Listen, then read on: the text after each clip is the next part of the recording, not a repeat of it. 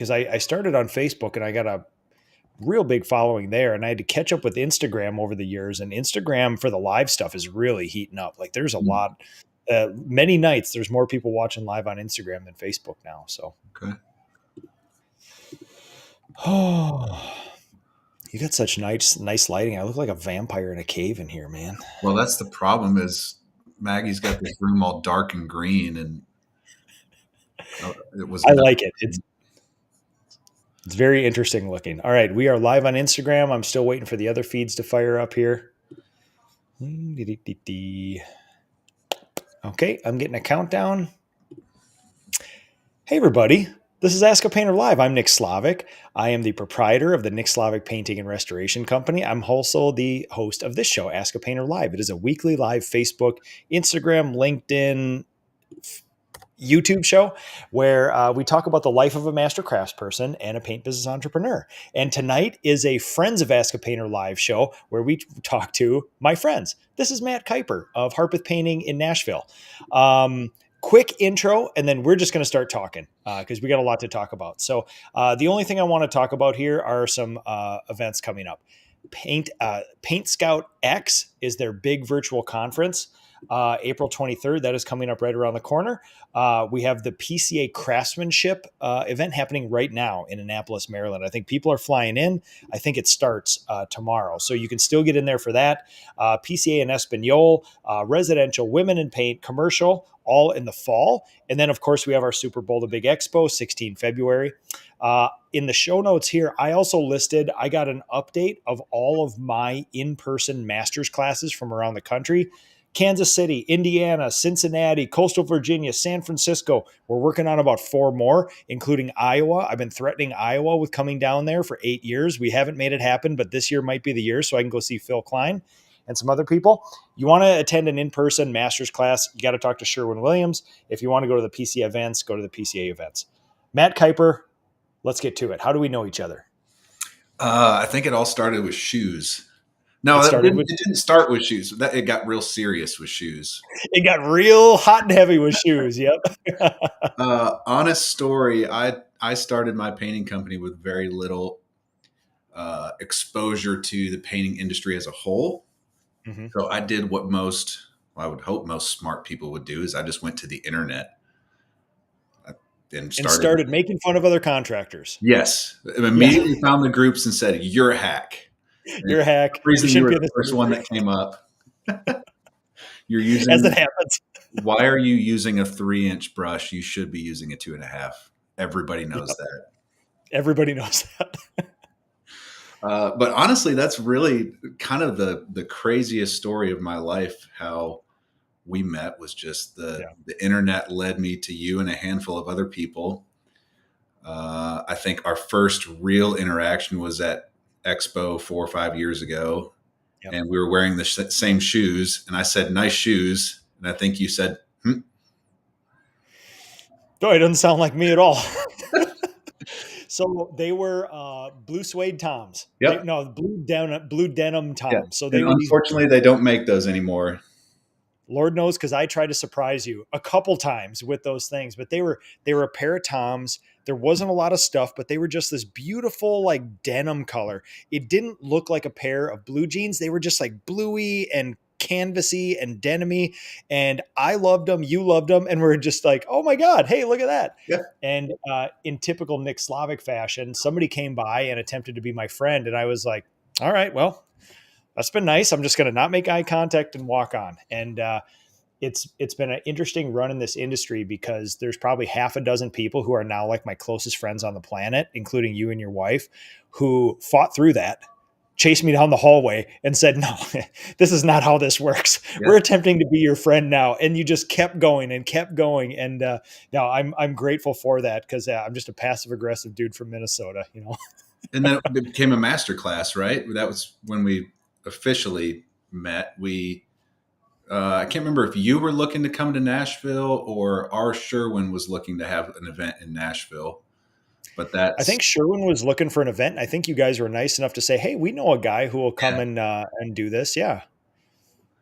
And so we had a master's class in your old shop Yep.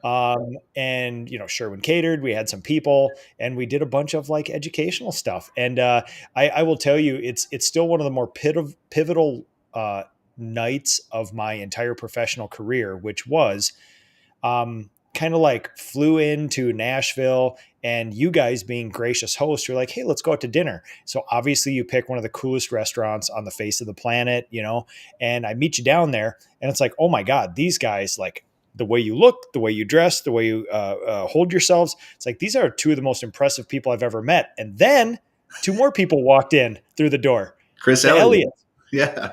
And Emily. the either the first or second most impressive set of human beings I've ever seen. If you've ever met Chris Elliott and his wife, you're just like, I'm looking at these people like running monster painting businesses. I just met you guys. The way you talk, the way you were always kind. You're always professional. You're always uplifting to other people. And that night I went back to my, hotel room, and I had one of those, like, I just need to be a better person.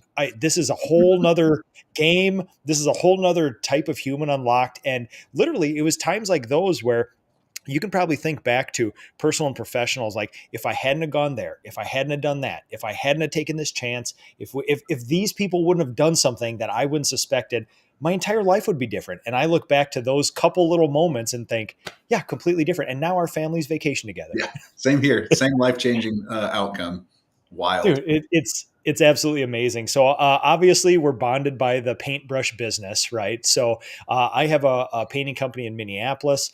You are down in Nashville. You have one of the coolest, most interesting painting companies in the coolest, most interesting places. We don't need the full rundown, but what makes you guys interesting down there? Oh, geez.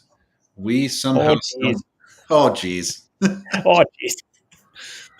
We somehow stumbled into doing a pretty eclectic mix of commercial and residential work, and started off with kind of your very typical residential repaint stuff and some smaller commercial projects. I came from a commercial construction background, and before you knew it, through, I guess, serendipity and doing what we say we're going to do, got exposed to some very high-end clientele, some very significant projects in Nashville, and it's been a wild, fun ride, and learned very quickly in a lot of different ways because we've been very driven by our customers, which I guess is flattering. It's been fun.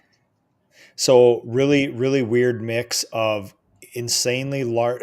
My favorite thing ever, Matt and his large AJS, these super large average job sizes. So you got the commercial side of the company that does just big old monsters. I mean, we're talking dog food plants, industrial, commercial, all this and that. But then you're one of the few companies in the U.S. who, not by chance, but kind of by intentionality, you also have a super high end residential side of your company too, Yeah. and new construction as Yeah. well too. So like those things typically, like, a guy like me trips across a luxury new construction because we painted one dude's house and then he built a house and we did that, or he owns a factory, so then we'll paint the factory. But it's not 50% of my business doing luxury high-end residential or remodels or other things. But you have that really interesting mix, and it's hard to find another avatar for that across the country. It's super interesting. I wish there was, and maybe that's a reason why we're not doing the right thing. But there's really nobody to talk to this stuff about. We're kind of breaking the mold, and again, we didn't necessarily do it on purpose. It just kind of happened that way, and we were there to support our customers. But it's been not without its challenges, but it's super rewarding at the same time. Yeah, it's so unique because people can barely maintain one lane. One of those things is hard enough, and I know when we always talk about industry stuff and things like that, and it's like, you guys experience a lot of the same stuff everybody else does, but you guys have this like calm, cool collectedness about you, you and your wife who run the company. And I have to say, one of the things that stands out the most, because people can see the average job size, they know that you're one of the sales leaders in the country through Paint Scout, which is one of the many things to brag about you. But what stands out to me, because I know you guys, is how you recruit people and how you treat people. And you have a lot of people. You have a very lot of substantial people. So Is that intentional? Is this just who you guys are and this is what you do? Or how do you think about the people side of this business? Yeah, that's the more I'm getting into this and understanding what we've built, I think that is the answer. And at first, it was not intentional. Again, this was a very, I don't know if it was reactive business, but when you grow so fast in a short period of time, you're just making decisions. And I'm Yeah. pretty good at discernment and making decisions. And I felt like I just wanted to hire people that were like me, that ran in the circles that I ran in, that did good things and were great to be around. And none of those people really happen to be in the painting industry. So we found, but it's changed a little bit over the years, but about half and half right now of our leadership team, our office team has paint industry experience and about half doesn't. And we started with people who don't. And it was, it took longer, I think, to get those people up to speed on certain things, but it created a really unique culture of very customer centric. We are like our customers are like us. They feel comfortable being with us because they'll run into us at the grocery store. We live common lives to our customers, and that's Oh what's yeah. I think contributed to our quick growth and our success. I hate to say success because it doesn't feel like it sometimes. It's very challenging. Well, yeah, from the inside, maybe, but you guys are a North Star for quite a few people in this industry about, what you can grow at scale, the quality you can produce, an interesting labor model, one that I don't have any experience in. We subcontract, but we don't have hourly subcontracting. We don't have that sort of thing. We also don't have subcontractors who do projects that land in Architectural Digest magazine. We also don't do dog food plants. So like you start racking up these interesting things about this, and really quickly you find out the through line is the humans and all that stuff, because none of that stuff gets working without that. So Yep. Yep. and even when you say people have industry experience, you didn't go to another $15 million residential / commercial painting company and poach one of their project managers. Like, you're talking about people who have kind of ancillarily been in the coatings industry, right? Mm-hmm. A paint salesman or something like that. Yeah. Yeah. Yeah. Yeah. So yeah, because we always joke when we travel around, it's like, especially as we grow, even the simplest of painting businesses, if I was to put out a Indeed ad for a residential repaint project manager who manages 1.5 to 1.9 million of AJS of 5,500, things like that, it's like, there is nobody who has those qualifications. Nobody does that. They're either doing it now or you have to teach them yourself. And I think we just know that there's not a big, only 1% of the industry is technically a professionalized company who would probably even have a role like that. Yeah. And what are the chances that they're spinning off project managers that are looking for work all the time? Yeah. Our biggest challenge coming up in the next 2 to 3 years is we're going to have to hire a true president level position. That's huge. And again, you can't just go to the industry and find somebody. It's like, hey, how's that $20 million painting company you've been running? You want to come over to ours? Yeah, exactly. It doesn't exist. And somebody that's in another trades organization, sure, there's a lot of HVAC or plumbing, especially on the commercial side, hundreds of millions of dollars companies in that field. But say, hey, you want to come to the painting industry? That pool of people is very small. So you have to. And you're gonna have to do a lot of duck hunting and steak dinners to impress them, because the painting industry isn't exactly everybody's pinnacle of when you're in that. When they see the guys growing the $100 million HVAC companies, it's a tougher sell. Yep. So I'm already 2 to 3 years out working on recruiting and looking at what that person is like, because it's going to be a unique find and a sell to get somebody to come over to the dark side. It is. And interesting you would say that too, because sooner or later, I know that we joke about the painting being unprofessional on the dark side, but sooner or later, a bunch of us who are running professional painting companies, we're just going to have to start talking like it's, like this is it. Like there's not, I mean, if you make $1 million of revenue in your business, you're already in the top 4% of all businesses in the United States. So start thinking about 10, 20, $30 million. I mean, this is literally like we can always think about the S&P 500. We can always think about that friend who owns a $50 million manufacturing company.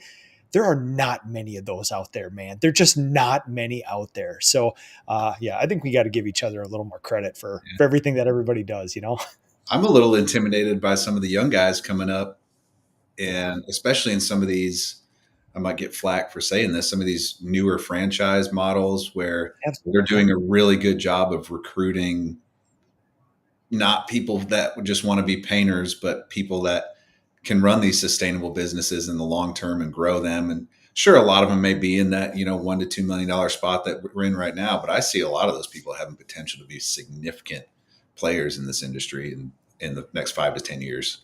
I mean, look at our friends. I mean, look at Olive, look at Paris Painting, look at Breakthrough Academy. All those dudes started off as, what was it, college pro? Yeah.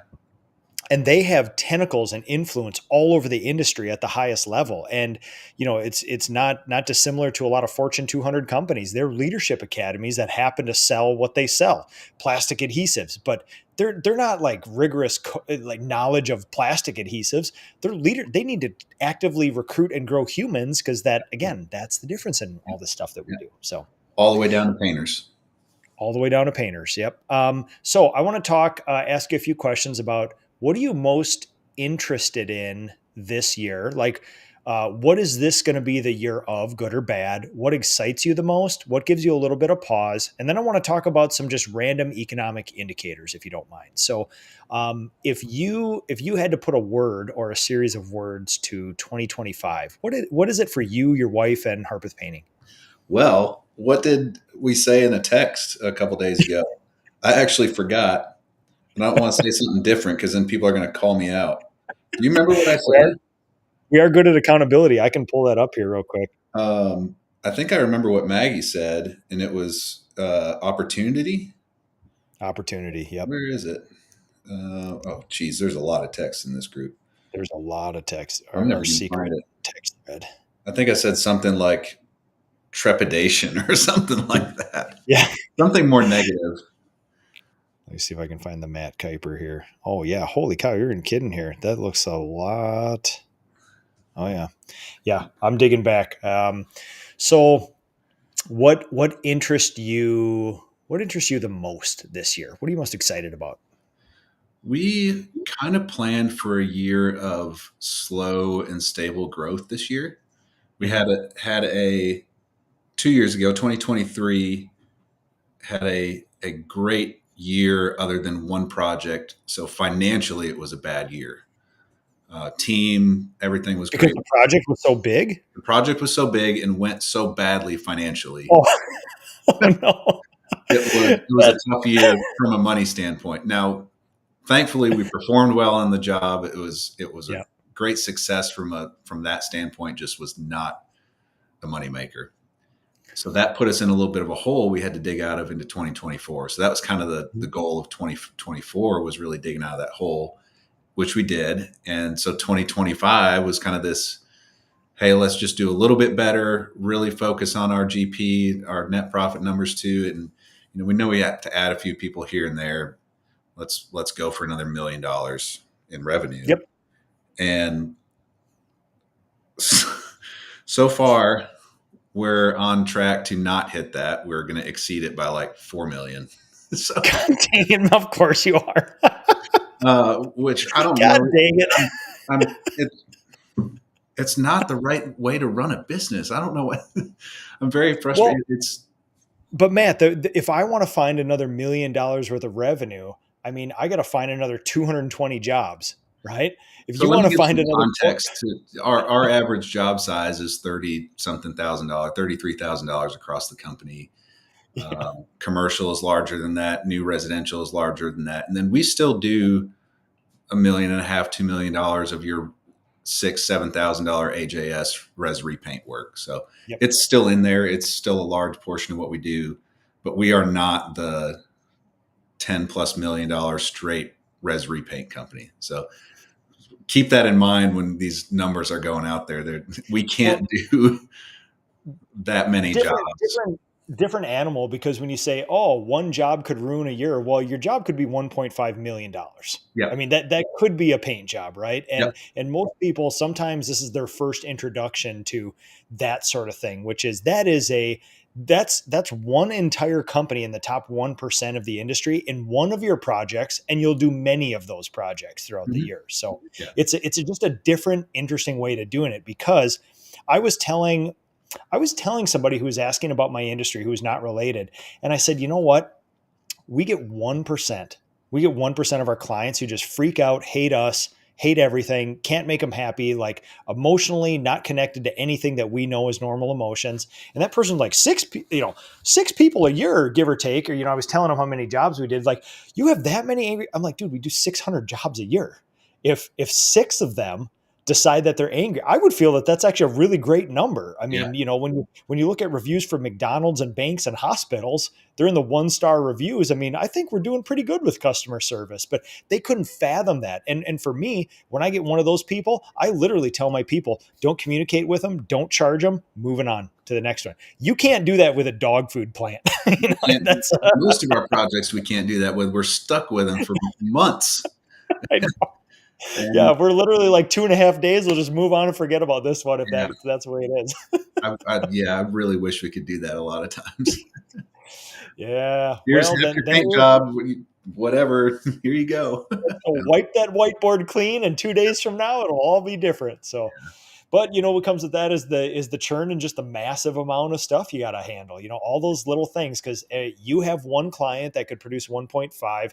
I have one client that could produce $400, and both of them want to be made happy, and Yep. it takes a certain amount of effort for each one of those. It's not zero. The effort is different. Yeah. Oh The yeah. it's the same amount, just the way you handle it is different. Yeah. True. What gives you? We'll talk about what gives you a little pause, and then I want to talk about some random economic indicators. What gives you pause this year? What are you interested in, but maybe worried about? Maybe not as far as scared, but what's the one thing you're kind of keeping your eye on? Um, Up until 3 or 4 days ago, not much. And this does bleed into the economic scenarios. I Mhm. really do not like to pay attention to what's going on generally in macroeconomics Yep. because there's nothing I can do about it. But it's Yep. also silly to put your head in a hole and pretend nothing's going on. Mhm. So just what's been happening in the news the last 3 or 4 days with markets going down, tariffs going up, people with a lot of uncertainty. As a business owner, you should be asking yourself, am I positioning myself in the right space to be flexible for whatever may happen? Yep. And we don't know what that is. We can plan for different scenarios, but ultimately it's going to be what it is. So just being nimble, having a couple different plans in place, continuing to do really good work of serving your customers, I Yep. think is all you can do. It doesn't do any good to lose sleep over it. Yeah. Just staying the course, really, or continuing to stay, like, sharpen your course. I guess be better every day is the best thing that's going to help you weather any potential economic outcome. And one major trend that I hear, we can always talk about like little micro strategies of like in times of uncertainty, maybe you want to save a little more cash, maybe you want to diversify labor, marketing, all these other things. But a big through line through all this is the fundamentals. And it just feels like everybody that I talk to that's been in business for more than a couple years and has quite a few people working for them, it literally comes down to all that boring, unsexy stuff that does make businesses real, because we can. I was just in Phoenix and we were talking about, the tariff thing was coming up and everything was this, and everybody was kind of like, yeah. I said, you know what? There's the painter economy, there's the world economy, there's the state economy, the US economy. I can trust my own economy in my business because I know what to look for. I know leads coming in, set rate for appointments, success ratio on sales, average job size. I have my own little dashboard and I trust that data. I could probably tell you if times are good or bad by looking at that before CNN. just by tracking that over the years. I get 17 years of data in here. So the time of COVID really drove it home for me, which was, yeah, you don't want to be misinformed. You don't want to be stupid. You don't want to be like, oh, what's a tariff? But at the same time, I'm not making hiring decisions based on the tariffs that started a couple days ago. Like I look at leads, I look at sales, I Yep. look at production and make decisions. Yep. Yeah, that's it. That's all you can do. Thankfully, us as small business owners are in little dinghies or motor yachts, and we can make a lot of quick turns. And the government's running the giant freighter, and what they're trying to do takes a lot longer to do, and we can remain nimble throughout all that, and we'll be ready for whatever direction they go, whatever it is. We can adjust course, and there could be opportunity there that we don't even know about yet. Oh, for sure. And I think we're close enough to our people, and we can use our feelings probably a little more than like a state government, Mhm. where we know our worlds very well. We don't have to take into account every single human with every single need in every single circumstance. We know people that want their house painted, people that want their stuff painted, and our people that want to paint those houses. And I think we can hand them some oars sometimes, and we can just say, start rowing. Yeah. Just like move in one direction, and we're a little more nimble, like you said. I still remember the week or the first month of COVID, having my small team at that time come over, and we stood in my front yard because you can't go inside, and I gave kind of a state of the union of, I don't know what's going to happen. I don't know if we're all going to have jobs in 6 months. And God, 2 weeks after that, we could not keep up. And you can't, again, you got a plan for what scenario may happen, but you never know what's going to happen. You never know. And our friend Jason Paris is always quick to mention everybody that, listen, the teeter totter goes up on one side and down on the other side. And in when I started my business in 2007, and we had 2007, 8, 9, the Great Recession, uh, unemployment up, foreclosures up, huge stock market crash. The GDP actually dipped lower than the time of COVID. But guess what? There was opportunities. You wanted to get some cheap real estate? Oh man. And the interesting thing is, we can put enough of these data points together. I bought 2 pieces of real estate in 2020, and it was 3% mortgages, lowest thing of the market. It's counterintuitive unless you've prepared for this sort of thing and you have a little cash on the side, you're running the fundamentals of the business, you're watching leads come in a time where we thought our businesses would be illegal. I'm looking at leads come in, and I'm looking at my people that want to paint, and I'm saying, I don't really care.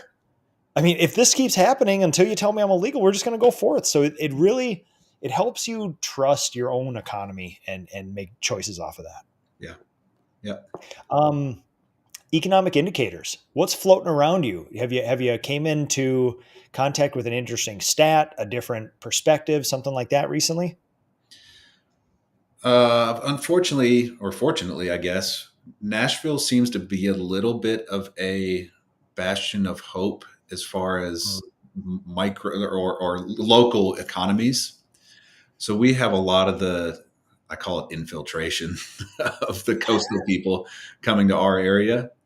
And You're Michigan, but that's okay. It's just when yeah, the coasts come in, right? it is the third coast. uh, but what it's done is it's driven a lot of demand into this area, a lot of surplus money. There's still corporate relocations happening.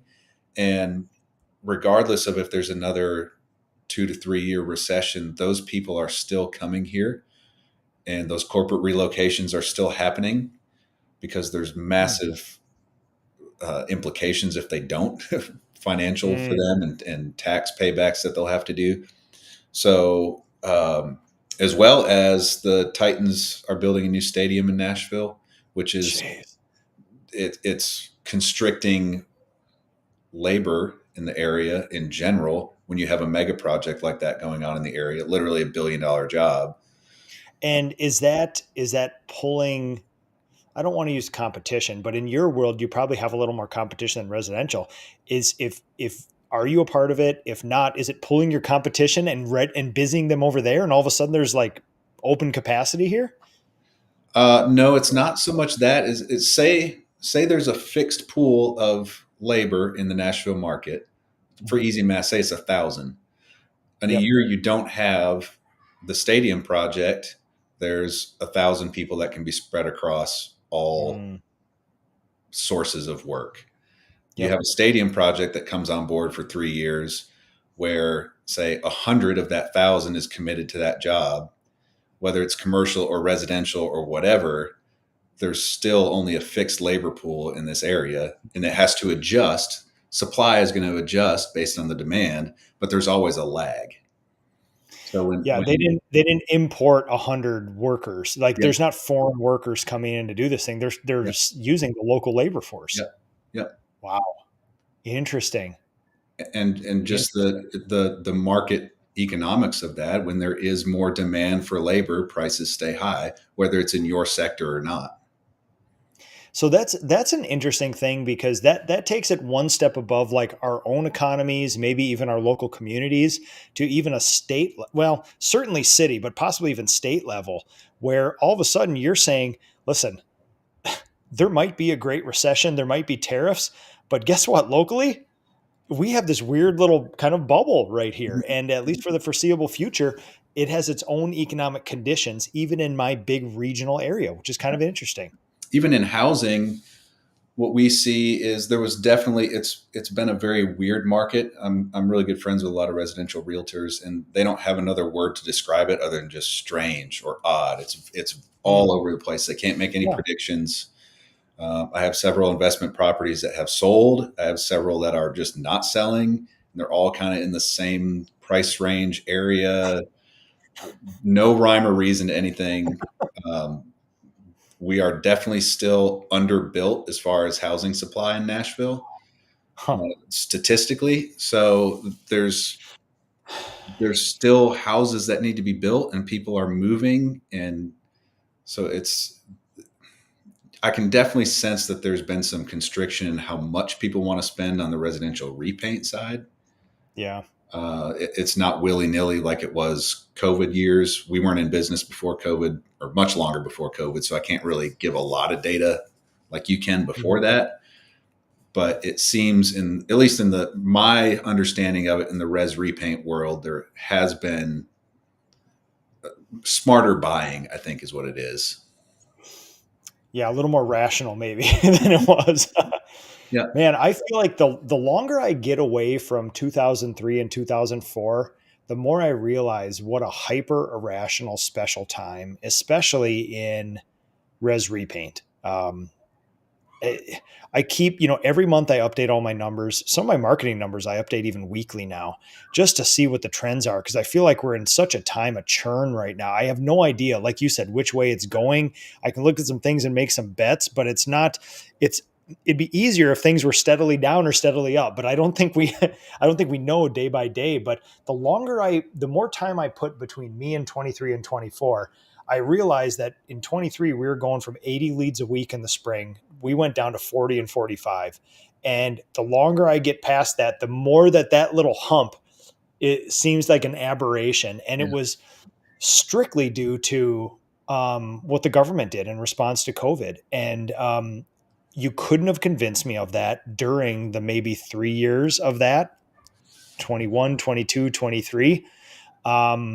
But because, I was thinking, I think I went back maybe 2018, 2019 was the first time I really started seriously marketing.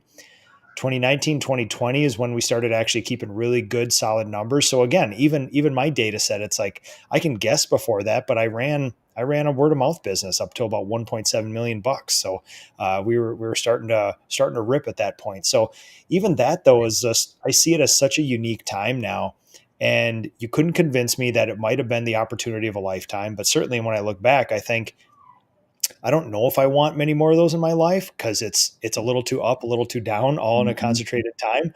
But if it ever happens again, you bet your ass I'm going to be ready for some opportunity though, because I've got two under my belt now. I can say like once we see the big down, you just brace for impact, baby. Something's happening. Yeah. I have a great idea. I don't think this will work, but hear me out.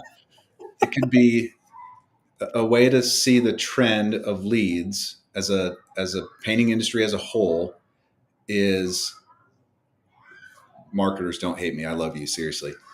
some of my best friends are paint company marketers. The rise in the number of painting specific marketing companies versus the leads required for the growth of a painting company. Seems like post-COVID, those guys came out of the woodwork. I don't think there was an industry for it before, so that's why it would be hard to graph. Exactly. Yep. But going forward, that would be really interesting to chart both of those. Yeah, agreed. And if there's a need for it, they will rise to the occasion. There wouldn't. I mean, listen, if this was an empty bag, nobody'd be here trying to shake a nickel out of it, Yeah. So I see it as a good indication that we're probably on the path to professionalization as an industry. I mean, anecdotally, I can travel around, and it's younger, it's more diverse, it's more entrepreneurial, and people are looking for this industry. Instead of I did it in college, now I'm here again, or my family made me do it. And so that's anecdotally, I can share a lot of that, and you can collect year after year after year of that. But all of a sudden, when these professional service companies come in and people start, I mean, we know more than a few companies who are buying minority stakes in companies now in a private equity-ish sort of thing. So I think these are like little rumblings, and there's not that many of these data points, but it doesn't feel like the industry was 10 years ago, where there was a 62-year-old grumpy male running a business. It could be big, it could be small. But 10 years ago, it was that person with love, because my father was that and I was trained to be that. But it used to be that, and I've always done it this way. It's been 20 years. Me and my guys, we've been together. Nothing's changed. We don't have an SOP. I think my wife does the bookwork. We seem to be doing okay. And then all of a sudden, social media happened. And I think, again, it's our origin story, but I think it's the origin story of this. And again, when I put the advent of, we'll call it 8 to 10 years ago, of social media in our industry, the more time I put between myself and that, the more I see that was the great connector. Almost all the people we know from social media. We know some neighbors, but honestly, we're connected through this, right? Yeah. I agree. Yeah. I was having that conversation with somebody else the other day. Well, actually, when I was back in Michigan visiting family, somebody asked if I was going to get together with any old high school or college friends. And I was like, I'm going to visit a bunch of painting friends. Yeah, it's so weird. Like, I talk about that with a lot of other people. Like, a lot of things happened in the last 10 years. Social media happened. I met the PCA shortly after I met you guys. I met all my other friends. And now my life was basically like, you want to talk about like, AD and BC. There's a clear line in my life between just a time. And it's not good or bad. It's just, you entered in a completely different phase of life. And you think about this 140-year-old nonprofit.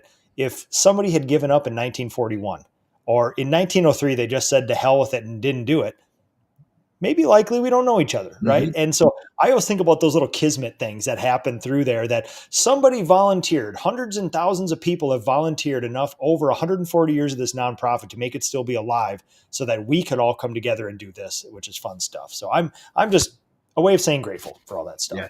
So yeah. Likewise. Do we have any questions? Go ahead. Do we have any questions? Nobody thinks we're interesting. Somebody said, "Hey man, Outlaw Precision Painting. We have no questions.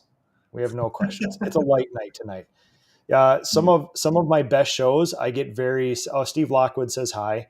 Somebody on YouTube is writing letters together that don't mean anything, so we'll pass that one by. What about Hussin 111? That's what I'm talking about. Bunch of craziness going on YouTube. We'll pray for you, my friend, whatever's going on over there. I really enjoy all of the people we're meeting. I'm enjoying how people are grouping up.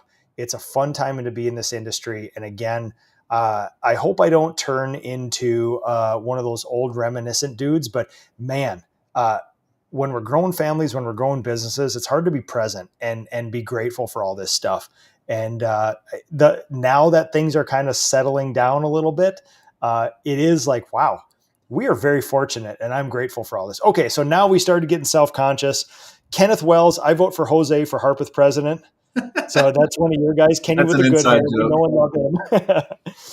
Daniel Stroud's waving at us. Let's see. Macizo Painting on Instagram. Keep chatting. Just love it. So, okay.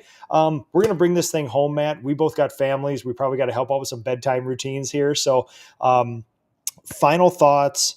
Let's do final thoughts, and then we'll connect people with you. How do they get a hold of you? All right. Final thoughts. Unfortunately, if you're watching this, you probably already know about the PCA, but if you do know about it and you don't plug in, you're really missing out. Go to the events, participate in the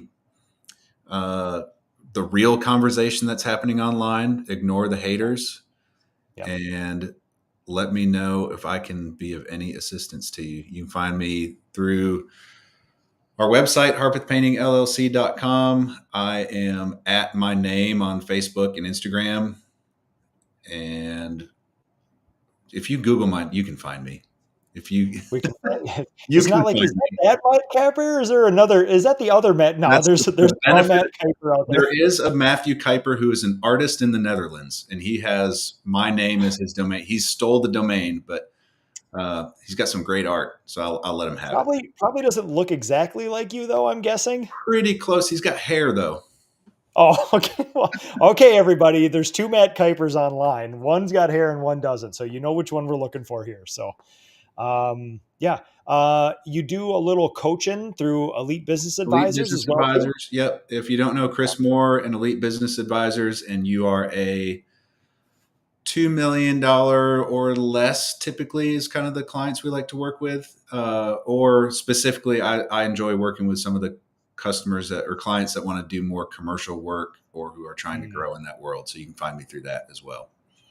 Love it. And also, if you ever want to hang out in a special way with Matt Kuyper, the retreat is always a great way to do that. I think you've only missed one or two. So it's a big deal, man. And those are the things that we love in this industry, those products that come out of all this friendship and commiseration in a great way together. Final question. What is it like being married to the vice chair of the PCA, Maggie Kuyper? Oh, geez. I got to just do earmuffs sometimes.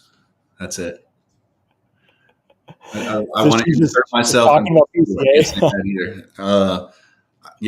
want to give, I have this special gift of discernment, and I just want to give answers to everything. Chris Schmall, we got one question for you, Matt Kuyper. You guys also have great business in the Mankato area. Is there any local people to reach out to for mentors or groups that would be helpful? Mankato area. Well, Denny's in Mankato, but he's kind of transitioned into the cabinet finishing world only. Chris, Gathering of Minnesota Painters, you're 45 minutes away from me. You can come to my shop any dang time you want. Gathering Minnesota Painters, there's 500 of us on a Facebook group. We're the first gathering group in the country. We're also the biggest. And what do you have on a typical gathering quarterly? 100 plus? 50? We get 100 plus contractors from all over the place. And we as members educate each other. And we have benevolent hosts, Sherwin-Williams, Titan, Graco, all that other good stuff, Hirschfields. But yeah, that is the group, man. And Chris, if you're not in the Gathering of Minnesota Facebook group, get in there. And if they reject you, tell them Nick sent you. So, but yeah, Chris, we're always looking for drywallers too. So if you ever want to collaborate a little bit, come on up to the shop. We'd love to have you meet the team, and I'd love to learn more about you as always. So yeah. All right, Matt, we know where to find you. You had some final words. We know what it's like being married to the vice chair of the PCA. I just want to tell you, I appreciate you. Thank you for doing this. Thank you for your family. Thank you for everything you do for the industry. And most of all, thank you for your friendship. Greatly appreciate it. Likewise. This was good. All right, everybody.